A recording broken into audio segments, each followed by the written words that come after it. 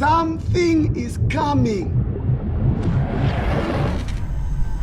Ni miujiza. Ni miujiza!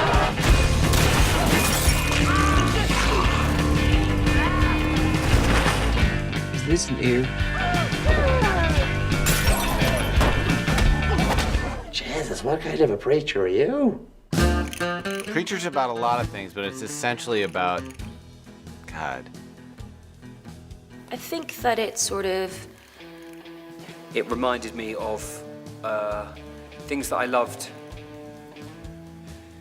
Oh, God. It's impossible to explain. That's pretty much the answer I gave. Honestly, what I tried. I said if I tell you, it'll ruin it.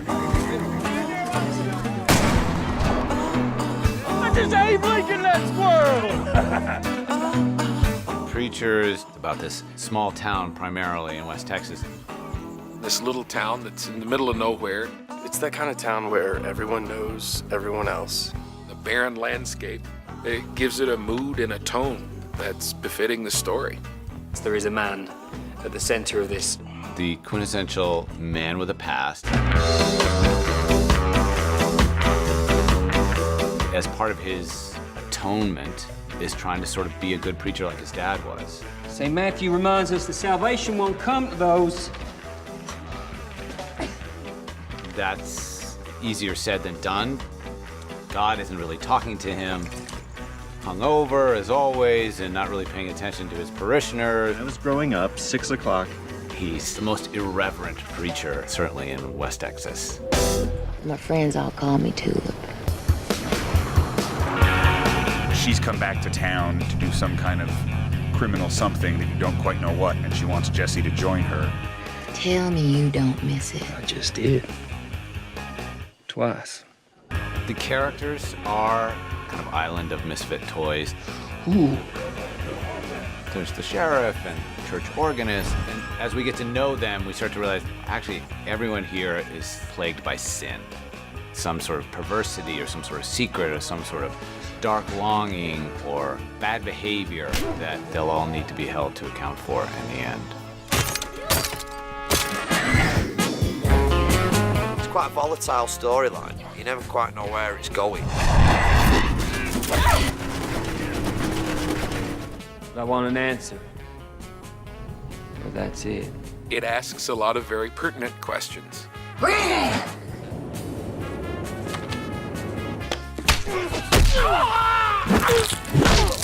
It's just insane. It's completely insane. Just like in Garth's comics, it sort of jumps from one genre to the next.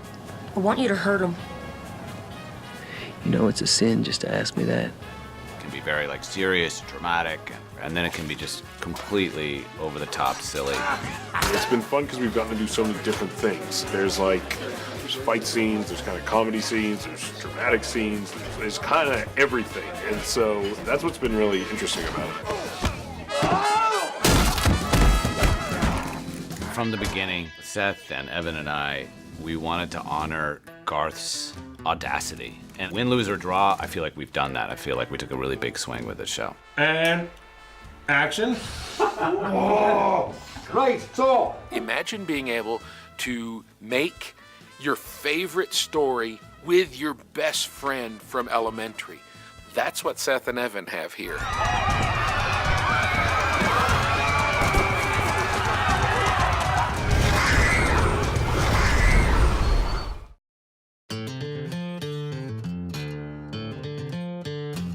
A man's heart plans his way, but the Lord directs his steps. Right. Pray for me, preacher. If anyone were listening, I would. The characters of Preacher are very troubled, and the more we get to know them, we understand how damaged they are, how violent they are, how restless they are. You don't really know who any of them are. The layers slowly are exposed. They've all got their miscreants, they've got sort of shady pasts, their morals are questionable, they're on journeys of self-discovery. Some of them don't know it yet. No sermon today. You're welcome for that. When we first meet Jesse, he's been a preacher in his father's former church in this little town called Annville in West Texas. He's been the preacher there for a little over a year, and things have not gone as smoothly as he thought. His life is overshadowed by the guilt of something which he did that he blames himself for. But his faith has always been strong. He is consciously searching for something more in his life, a higher meaning to his presence on earth. Because of his failings and because of his guilt, he went down a very destructive path. People said before you came back here, before you were a preacher, you did things.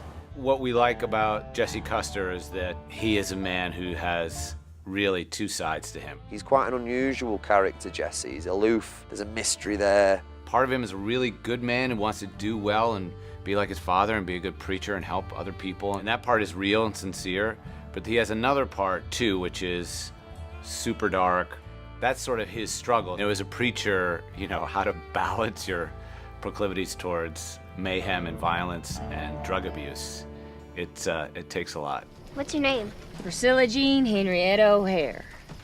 My friends all call me Tulip.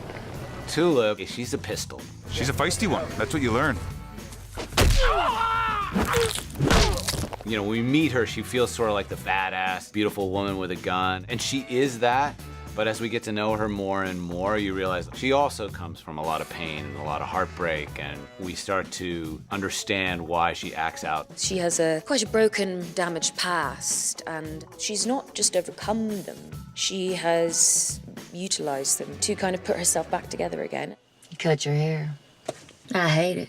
She comes from the same town as Jesse did. In fact, they were childhood friends. They are each other's absolute soulmates. They can't really function or live without one another, or absolutely with each other either. She and Jesse were kind of criminals together. They had like a wild Bonnie and Clyde sort of thing, but it went sour. Something happened to cleave them. We don't know what that is quite yet. Actually, it's their relationship that's the catalyst for everything in terms of their behavior and the why he's back, actually.